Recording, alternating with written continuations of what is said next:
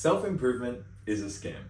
Bettering yourself is not a scam. Improving yourself is not a scam. But self-improvement, this whole regime that we've discovered, that's a scam because it is so contradictory to actual self-improvement. It, promises you that you're going to defeat all your procrastination. You're going to achieve everything you've ever wanted to achieve. But really, it provides no real answers to build habits that come from within you and are parts of improvement that you actually want to fix. It's so generalized that it doesn't work.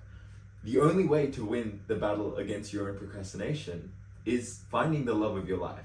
And you're probably thinking, Vish, you're crazy. That is the most horrible advice you could ever give me. I'm working on myself and you're telling me to find another person to make me happy. No. The love of your life is not necessarily, and you know what? Probably isn't another person. It's the beliefs, the thoughts, and the actions that make you get up every single morning and be like, I'm gonna do this. That's why you're getting up. That is the love of your life. It sounds a lot like purpose, but we're gonna get into it.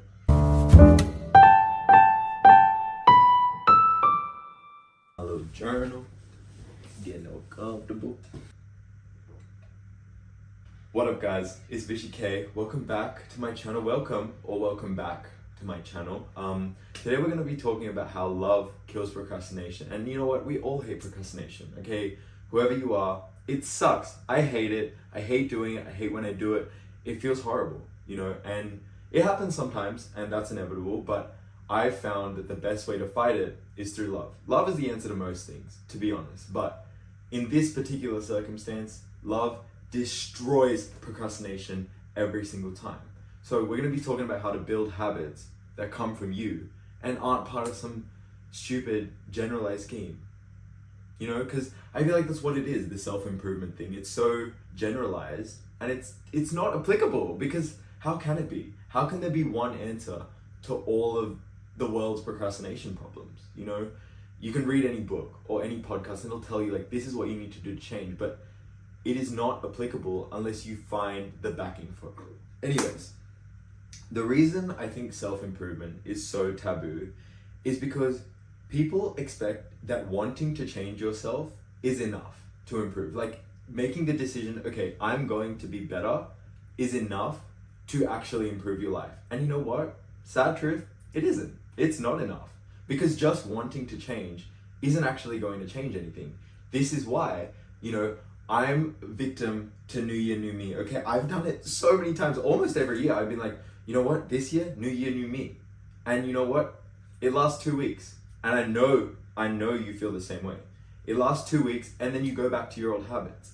And I spent so long thinking about why is it like that? Why do we just fix ourselves? We start going to the gym every day. We eat healthy. We're like, ooh, I feel good. I'm working. And then you go back to your old habits after like 2 weeks. You know why? Because there's no love backing those habits, right? You're fighting your procrastination because you've been told you want to improve. So then you do it.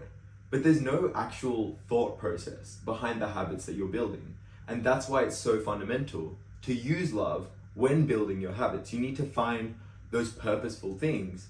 And that is how you build habits that are out of love. And that's how you continue them. And they become ingrained into you. Because it's a combination of love and discipline. Because you know what? I don't think discipline's enough. And maybe people will disagree with me, and that's cool. But I just think, for me personally, discipline is not enough. I need to actually like something enough to do it more often. You know what I mean? It's like, you can have discipline, but you need love to carry discipline when discipline doesn't want to pull through. Because I know sometimes you don't want to wake up early in the morning. Because it's like, if you don't have a purpose, why the hell would you? Here's the thing, it sounds like I'm telling you, find your life purpose. And that is really bullshit advice, because that actually doesn't fix anything, because anyone can tell you that.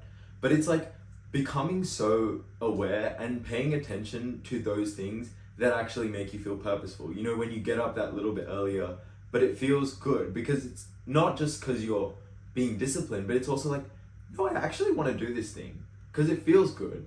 And I know that I kind of love this thing. And it's hard, but I still love it. Becoming hyper aware of the things that make you actually tick is how you build habits that fight procrastination, but they're long-term habits and not just things that you decide to do for 2 weeks. Exercise is a really good example because I know everyone works out as a form of like fighting procrastination, and I think it's awesome. You know what I mean? But it's like, if you choose a form of exercise that you don't love, you will not stick to it. There's so many different types, and there is certainly something you can find that you genuinely love. Because sometimes it's hard to do it. Sometimes it's hard to wake up and do it. But like, you have to like it enough. It's a really shitty piece of advice for me to tell you, like, find your purpose. But slowly spending time actively recognizing when your body is telling you, like, this is hard, but I'm kind of vibing. You know, like, this is hard, but like, it feels good. That's what you need to pay attention to. That's how we build stuff to fight procrastination. For example, I love acting so much. I spend so much time working on it. I sound so silly sometimes. My parents are just like, because I'm always in my room doing this like some stupid monologue, and they're like, and I'm just like, Mom, get me the meatloaf. And then they're like, what? What are you doing? You know, you still do it. You still do it because you love it. Do you know what I mean? Like, you do it because you love it. There's this feeling of accomplishment when you do these things, and you're like, oh my God, like, this feels really good. That is how you build habits. You know, I've seen so many people read books or podcasts. This is a really big point, okay? You cannot read one book or podcast and be changed forever. That's not how it works, because it gives you this false sense of actual improvement. I remember 2 years ago, I would like, you know, read this book, or like it was actually this one particular book, and I would read it for like 40 minutes a day outside, and I was like, I'm like on that self-improvement grind, you know? But was I really grinding? Because I wasn't actually doing anything. Because you can't read a book and have all these incredible, and you know, don't get me wrong, books and podcasts are incredible facilitators of soul searching, but they need to be accompanied with implementation and application into your own life. Because anyone can give you some advice, or you could probably come up with a lot of the conclusions yourself. But to actually build habits that destroy procrastination needs to come from soul searching, and it will never ever ever come from a book. I promise you, you will never find the big answer from a book, because it's not your life, it's someone else's life, and it might be helpful to apply to your life, but it's not going to be the big answer. You know, that needs to come from you, because it's hard to find like your actual, you know, loves from other people's experiences, because they just won't relate to yours directly. And you can have very closely related ones, but it's never going to be like super duper like, that's it. Unless it is, and in that case, you're lucky, man. You're really lucky, because I wish I had that, but it was like that for me. I would, you know, read that book outside and I would feel so accomplished, but I realized I was like, I'm not actually doing anything. I'm reading this book, it's telling me how to change, but I'm not actually changing or like doing anything to improve my life in any way. I'm just listening to someone else improve their life. And it makes me feel good for a second, because I think I'm improving my life, but I'm just listening to someone else get better. I feel like the common self-improvement quote is like, you gotta show up every day. You gotta show up every day, and you gotta show them who you are. That type of thing, that comes from love. And you know, you can say like, whatever, like, nah, discipline beats love every day. No, you gotta like a little bit of it. Even if it is the gym or like whatever it is that you're doing, you gotta like it a little bit.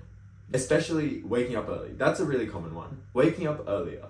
But if you have no reason to wake up earlier, like for example, let's say you're waking up early to like exercise or whatever, but you don't actually like the exercise, so you don't have a real purpose to wake up. You wake up at 5 a.m. for like 2 weeks, and then time comes and you're like, wait, I actually don't really like waking up early because there's no reason to. And then eventually after 2 weeks, you're gonna stop, because it's easy to stop when you don't have something to be up for. You know, whereas if you find a reason, be like, I have to work on this thing, or like earlier, I feel better when I exercise, or like there's some sort of backing or love behind, you know, that habit of waking up at 5 a.m., then you start to do it regularly. Because now you have a reason. Now you're like, oh, I'm gonna do this because of this. You know, you're not just doing it. Because I think a lot of self-improvement, like the self-improvement scheme, is just doing things. But there's no purpose. It's like, you gotta get big, you gotta get jacked, you gotta like get your money up. But it's like, why are you doing those things? You know, passion, again, and also, like I said before, it's not necessarily a person, but it also could be a person. Some people find it really easy to live for other people. You know, you might have a friend or a romantic partner or a kid even, you know, and you start living for that person. And that is a motivator. That becomes central to actually improving your procrastination. Because honestly, I've just told you all these ideas of like how you can find your passion, but it genuinely could also be a person. But that's the thing.